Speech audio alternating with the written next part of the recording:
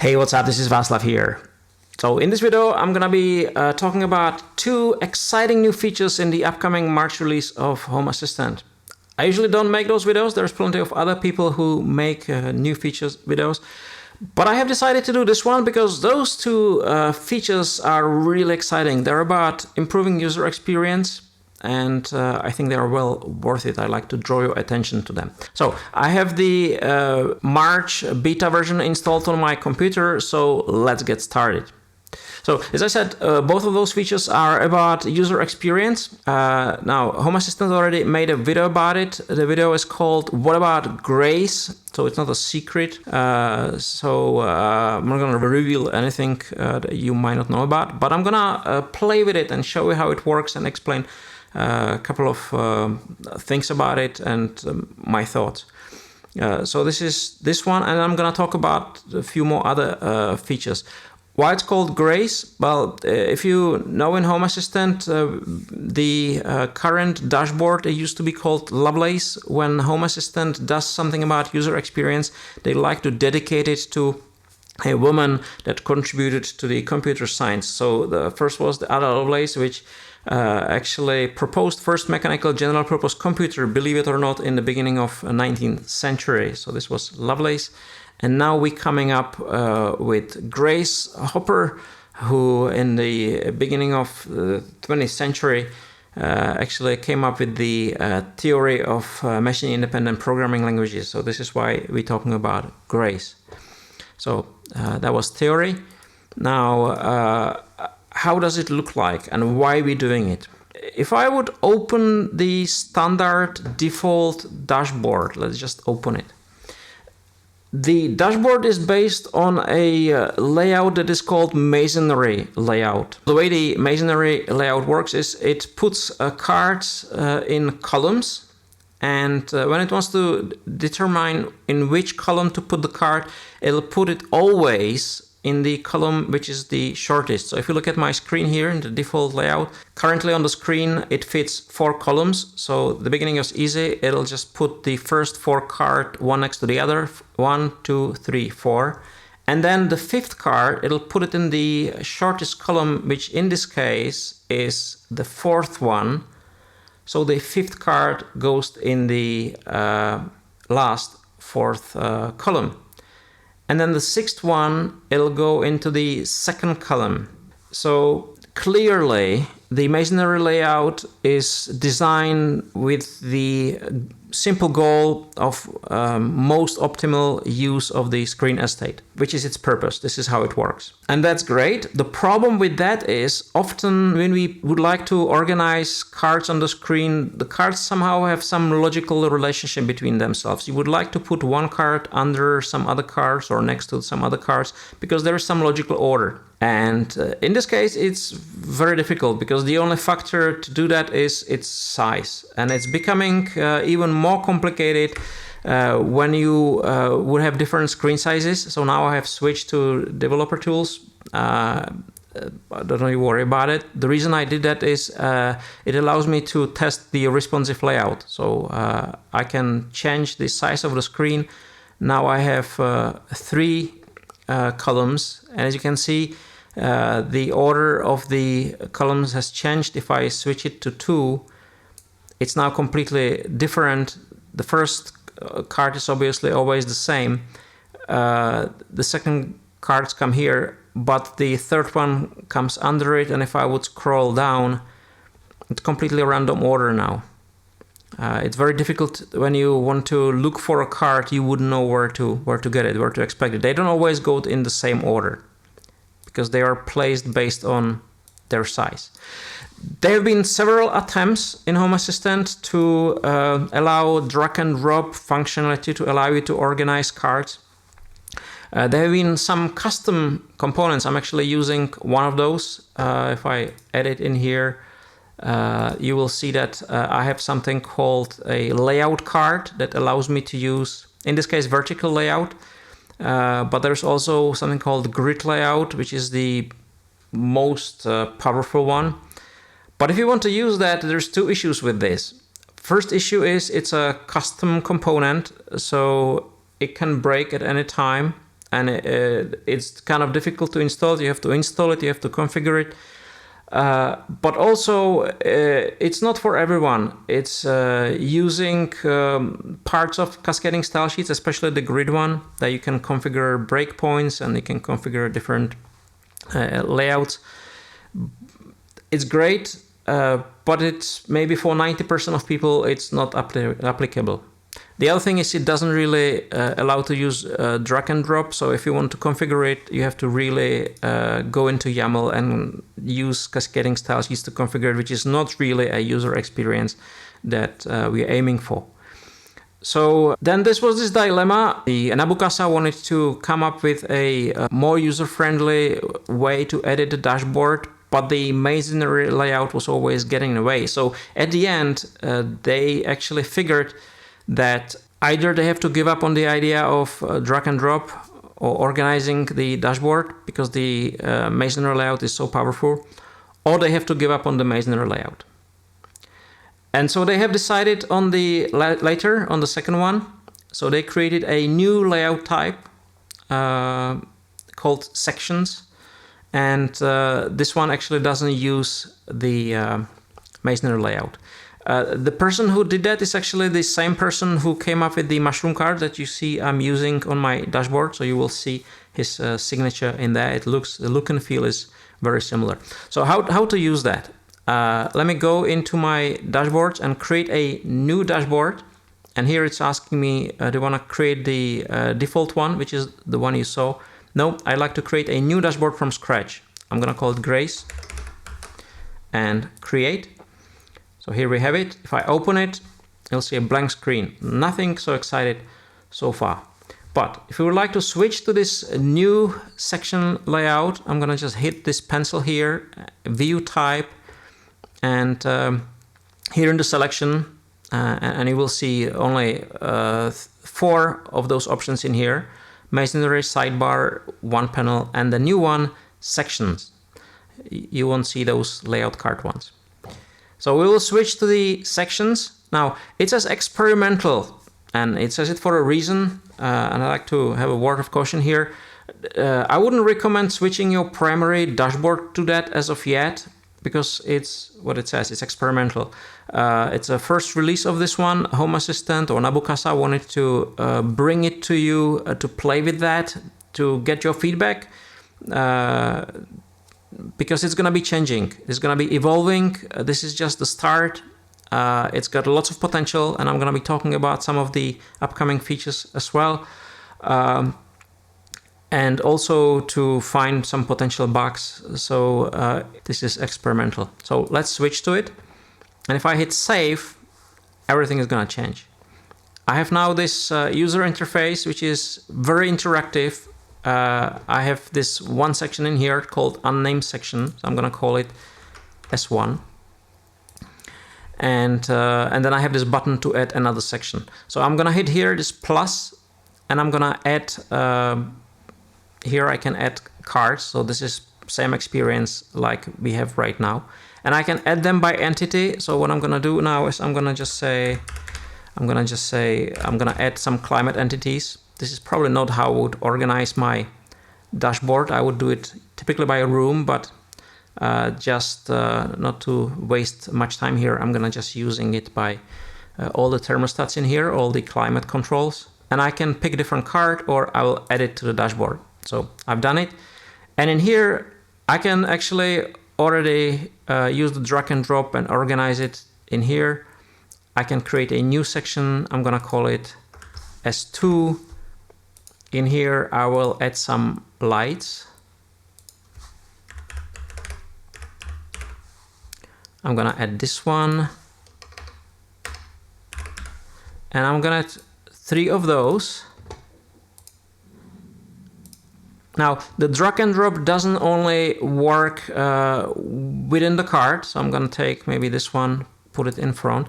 But I can also maybe take, so this is all in the office. So I can actually take the thermostat from the office and I can drop it in here as well.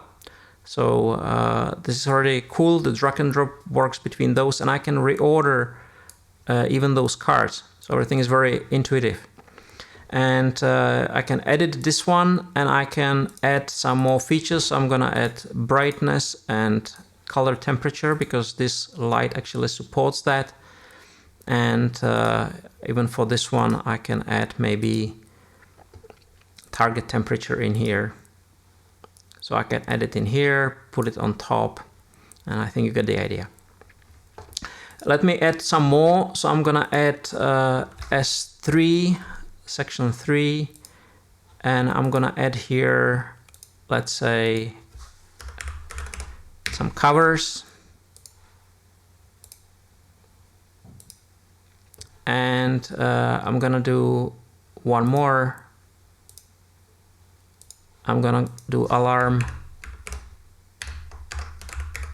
control panels, and I'm gonna call this one S4.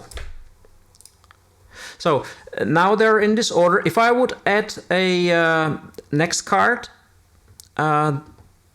in the masonry layout, it will put it in the 4th column because this is the shortest. But in this section layout, if I add a new section, it'll put it in the reading order to the beginning of this grid. So it'll put it here on the 1st column. So it'll always maintain this order 1, 2, 3, 4, and when it's finished, it'll start here. If I would resize it, again, if I have 3 columns, 1, 2, 3, 4, 5, and so on. I think you get the idea. It always 1, 2, 3, 4, 5. It follows the order. So it's very easy to navigate through. It's like if you're reading a book, really. So that's the sections layout. Now, this is just the start. The only one available now is with those columns that they have all the same size and they dynamically, they're responsive, they dynamically reflow based on the screen size. But there's gonna be others. As you know, in the energy panel, we have one where you have one large area and then a column on the right. So I'm pretty sure this is gonna be the next one available as well. We also spoke about the option to have one section to stretch multiple columns. One example, we're using sometimes a header that will stretch across the whole screen where you would put your badges or with different like a temperature and some important significant stuff for the whole dashboard. And I saw this one in the Figma design as well, so I'm pretty sure this one is coming as well. So there's gonna be more layouts, more interesting layouts, because as soon as we do not have this limitation of the very strict masonry layout principle, it allows us to create different layouts because there is a logical order in them. So this is great. This is great as well, so this is exciting. So try it out. It's available in a beta right now. So this is the first feature.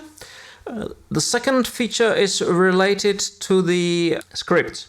Now, I don't know if you know what scripts are. Scripts are kind of a small cousin of automations. It's very similar to automation. The difference is they're not triggered automatically. You have to run them manually.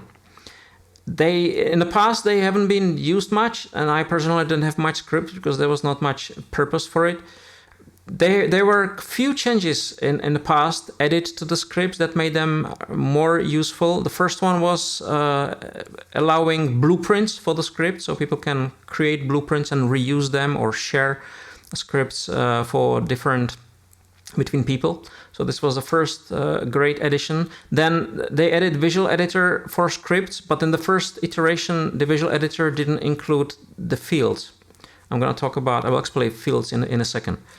So this wasn't there, but a couple of months ago, they added the fields into the visual editor, so you can select those as well. So then it became quite useful, I would think. But now, in March, I would say that scripts became really interesting. Let me show you. I don't have any script here on the dashboard, but I'm pretty sure it's gonna change very soon. I'm gonna have some scripts in here. So I'm gonna just select them through the entity filter by pressing E button. So these are some of my scripts, and I'm gonna pick, for example, this one, which is script I use to control energy management or charging of my car. And if I open it, as you can see, it shows this sort of a web form that allows me to actually, before I start the script, to enter some values, to say I like to control the CityGo and I like to set the charging current to some value. So 76 amperes, it's probably too much. So 15 amperes, and if I hit run, it'll make sure that the car charging maximum current is capped to 16 amperes in this case. And this is used by the automation that controls it based on the solar output, this is not important, but now I can have it in the user interface. And the reason I have a script there is as well because it checks all the other appliances in the house, and it'll control switches, and so there's a little logic behind that. But now I have a user interface, and I can have this sort of almost an application within Home Assistant that I can give it some input and run it, and it will run it. Now, where this form came from? Now, if I would edit the script, there is this header where there is a name and icon and whatnot, and the section I'm talking about is there is this fields section, and in fields section you create almost like a variables. These are the input fields that you can configure or give input to the action that is then being used within the different actions within the script. So here I can, for example, select which of the cars I like to control and what is the maximum current in this case. So these are the fields. You can control them from the visual editor, and once you do that, they will actually show up automatically in this form. So I think it's great.